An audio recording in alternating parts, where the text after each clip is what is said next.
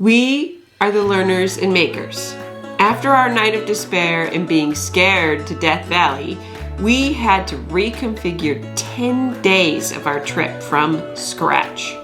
Scrapping Death Valley, Nevada, and Utah, we looked away from the east and turned back to the west. Instead of the desert, we would head to the Southern California coast. Would we find open campsites?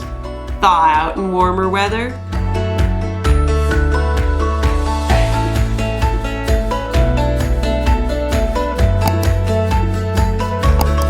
So much suspense. I know. Oh, that was a suspenseful night. Oh, we call it the night of despair for a reason. That was such a rough night. Like, I know for me, oh my gosh, like after the stress of breaking down the camper in the wind, what was it, like 10 hours of driving we did? It was long. You know, seeing this terrible accident on the other side of the highway at one point, trying to like fix our electrical mount while the wind is like blowing gravel in our faces. Oh, it was just a really long, hard day where it felt like, it was just one of those days where it felt like nothing could quite go right. Yeah. And like nothing was devastating, but everything felt a little against us. So once we arrived into our hotel and had our good cry and had our good just kind of feeling down for a little bit, the next morning, I think we just kind of left it for that night. It was, let's get a good night's sleep. I think we started knowing that we were going to move on and try to get to Barstow. Yeah. And then just spent that day planning. Yeah. And seeing what we could find, because California campgrounds fill. Even in February. We were lucky because we were traveling in February, which is off season still. We were able to find a few. I think if we had been in the summer, I'm not sure we would have been able to find anything. Yeah, that would have been really interesting. Reason why we went toward the coast is because it was just cold everywhere. And so people were canceling some. And we had also looked into the likely forecasts when we were looking at going to Nevada and Utah. And based on what we had seen for typical averages, things like that, we had some confidence we'd be able to do this, but we also knew it could change, it could get bad, it could get cold, and all those things started happening. The Utah conditions especially started getting snowy, and I think blizzards reading forecasts, like in the route we would have been driving. Very cold. Wild towing, and that just did not sound fun or safe. Coco! Agreed. Cheers! Cheers! I agree. Here, can you two want to cheers? Cheers! All of us. All of us? There you go. Okay. Finally camping! Finally camping! Finally. It is not a parking lot. And it's not in a parking lot. So the first place that we were able to get a campsite was at Malibu Creek State Campground. And it was a really nice spot. Kids were so excited that they had like room to just run and roam and do their thing. Well, when we were driving in there, we're going down like a highway with Joshua trees on both sides of us for a while as we're driving north, and then off to the west you can see these snowy mountains, and we kind of go around all of that, and just as the air started getting moister again, and as the landscape turned from brown to green again, we were just like, a little bit of a sigh of like, and I consider this kind of like what we think of as like urban camping. You're really kind of in the city, but there's this like green space you're camping in. It was the first time we've ever gone to a campground where along the way are billboards for things like Rolexes and Porsches. Which is kind of nice if you want to do something. So while we were camping there, we went down and did the LA Zoo. We did some repairs on our camper, so it was very nice to have the stores where we could get what we needed. Because at this point, our heater stopped working again. If you go back into our the ways we got prepared to go, we talked about getting our heater fixed, and we got it fixed, and then it stopped working again. So we had to kind of troubleshoot around that, which is hard to do when you don't have, you just have a little tiny tool bag. The really funny thing is that we'll probably never know if the reason the heater wasn't working was the $100 battery we replaced or the 20-cent fuse. It'll be a question for the ages. But at least the camper has a new battery. And a new fuse. And a new fuse. We kind of had to change plans last minute, so we had to kind of search for campsites, and we got whatever was available because there wasn't a whole lot available, and that was in temperature that we can handle, which is just like above freezing temperatures, right? So we can do like high 30s degree Fahrenheit, but anything much below that is starting to get too cold for our little pop-up setup. And we got like the last spot in this campground, but I'll get the last spot, Mama. I know, look, it's like empty. We've seen this happen before, and I don't understand. What has a bed but never sleeps, has a mouth but never eats, runs but never walks? A river. Yup. Yes! Woohoo! The thing about us camping in Malibu, and we were like trying to flee this cold, it still was freezing. We woke up to ice every morning. Our wet things were frozen solid, like our dish rag and stuff were just like, we could pick it up as a solid piece. Yeah. There was like ice in our water bottles and everything. And because our heater wasn't working that first night, it was a little chilly. rough. Fortunately, the days themselves, once you got through that initial cold spell, and especially as the sun got to where it was getting over the camper, it warmed up pretty quick, and the days were gorgeous. This is a hike that feels like it has been a long time coming. We've had so many days on the road, days of changing plans, and finally we just get to enjoy being somewhere in the camper and getting out for a really lovely, sunny Southern California coast walk.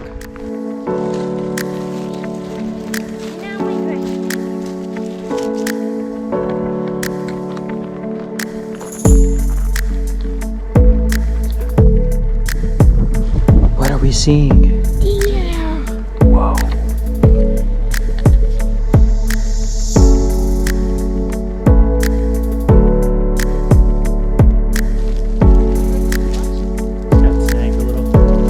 Tough audience, you know, it's like haunted trees, out to socialize. And what do they say? Boo! Boo! Boo! Boo! Wait, I thought you said I'm great at jokes. No, we said that you're horrible at jokes. What? Boo! Boo! Boo!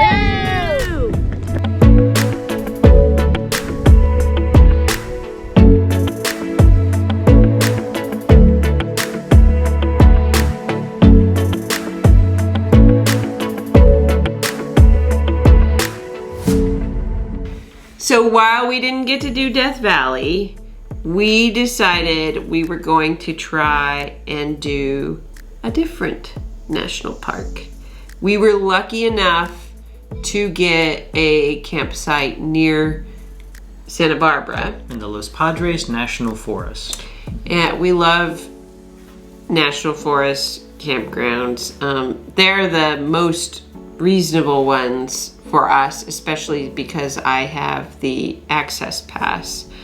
And so it was great being, again, a little close to town. So we got to do all these things kind of in the Santa Barbara area. And close by there is Channel Islands National Park. When you're driving up the California coast, you see these off in the distance, and it is just such a striking sight. Like on the Oregon coast, we have incredible rock formations, but you don't really have Islands. And then even like a lot of the California coast that we've driven on, there are areas where, yeah, there's some cool rocks, but you don't have islands. Looking out from the highway and seeing the Channel Islands as we drove, it was a mesmerizing sight. And getting into Santa Barbara, it was also easy to use that as a jumping off point to head down. Like we didn't actually go onto the islands themselves. We looked at it and we're like, not exactly what we wanted to do this time of year, but it was whale watching season. So we instead booked a boat tour that we could ride on into the protected area, go around the islands, and see some incredible marine life. Do you want to talk about what we saw Oh my on the gosh. whale watching tour? So I'm really appreciative that the captain kind of gave us this warning that, yeah, we might not really see anything, but hey, the islands are pretty and we'll watch them as we go by. Our experience was quite different. Any day on a From boat the for morning me boat. is like a good day. So Yeah. I was like, fine, just to be on the ocean. But It started with the whales, and then it continued with the pod of dolphins that started swimming next to the boat and leaping out of the water. And it culminated in a massive feeding frenzy of dolphins and sea lions and seals and seabirds. I looked at Jody and the kids and I was like, we just need David Attenborough doing some narration right now. I mean, it felt like we were in a scene from a documentary.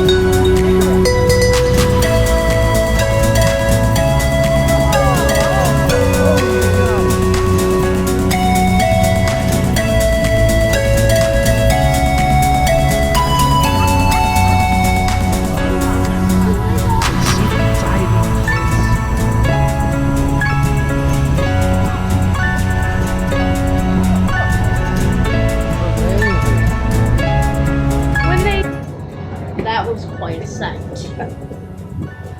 Promise Channel Islands Indian Ranger, I promise. to help protect island plants, animals, and history. To help protect island plants, animals, and history. Share with others what I have learned Share with others what I have learned and learn more about parks in my community so I can help take care of them. and look more about parts of my community so I can help take care of them. Well, congratulations, guys. Well done, kids. Let me get you your stamps and your book. your badges. And here's a sticker you can put someplace. Oh, thank you. We've seen things like that in nature documentaries, and so it was like just incredible to be there. Oh my gosh, we were so to see. fortunate. I think the pelicans in particular, because they were on the surface and diving down, and then you can tell that the dolphins are like circling and bringing the fish to the surface, and everybody's just having a giant party, eating all the things. Just so, one of those once in a lifetime kind of experiences. At this point, because we froze in Malibu and then we kind of recovered, it warmed back up, and we did all this really cool stuff in Santa Barbara and got another national park and did another junior ranger program and everything. We were definitely feeling much more recovered in our trip. The trip definitely felt like things had turned around. And when I was searching for what was possibly open, I found one spot in Doheny State Beach State Park. And I kind of knew, just seeing this one spot, that I think we lucked out. Somebody must have canceled, and I must have been on at just the right time, because I just am positive that this would have normally been completely full, even in the middle of the week. Yeah. And so we grabbed it. And if you get a chance to go to this state park, it is, again, very kind of close to town. You're not really in the wilderness or something, but you are camping like right at the beach.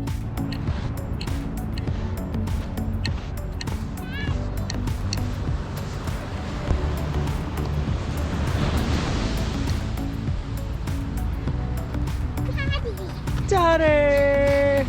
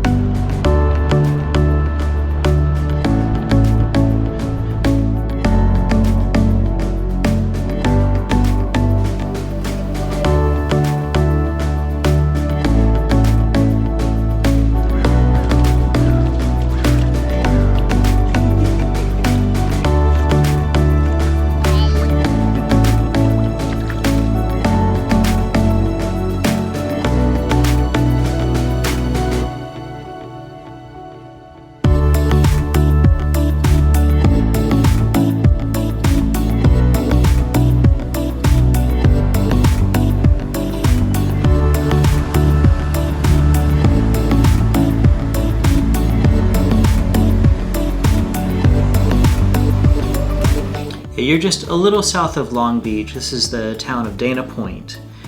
The state beach itself, there was a bit of road, another row of campsites, and a dune between us and the ocean. Oh, we could see the ocean from the back of our camper and could hear it all night. Now, I will say, after the wind, we had to like reprogram ourselves, because wind and ocean sound similar. And so we were like, I definitely like woke up a few times and was like, and then I'd be like, it's just the ocean. Just the ocean. Back to sleep. It's okay. But once we had like kind of recalibrated what was a scary thing and what was a beautiful thing, we kind of could just, oh my gosh, just listening to it at night and everything was so lovely. It was just so beautiful. Beautiful sunsets. And the town itself, there are great areas for tide pooling. There's a wonderful marine science center that we all went to. Great exhibits and programs.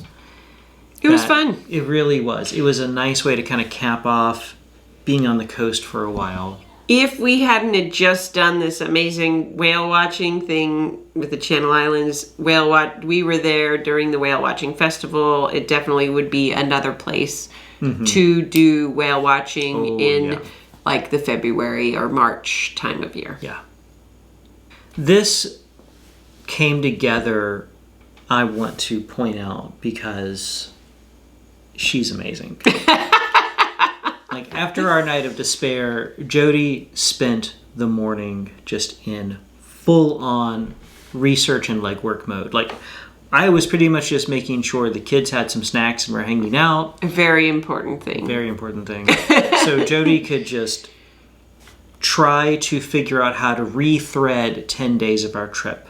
After this 10-day stretch we're referring to, like, we had reservations set for the rest of the trip. We just had to fill this space that had just been totally thrown into flux. So all of this came together because she's a badass. Being able to roll with this and adapt and come up with new plans in a totally different area from what we'd originally been expecting to go to, it really reminded us of how much we can roll with the punches and how integral that is to being able to travel, especially as a family. So having this time then to kind of really just top up all our excitement from this time on the coast, we were all the more ready to head back inland and back to the desert. Thank you for helping us endure our night of despair. You can follow our everyday adventures on TikTok and Instagram at Learners and Makers. Also head to learnersandmakers.com for in-depth travel guides on family travel, disabled travel, and more.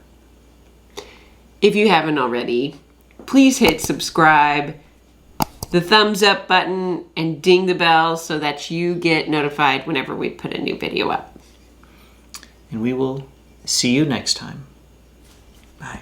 Bye. 3, 2, 1, charge!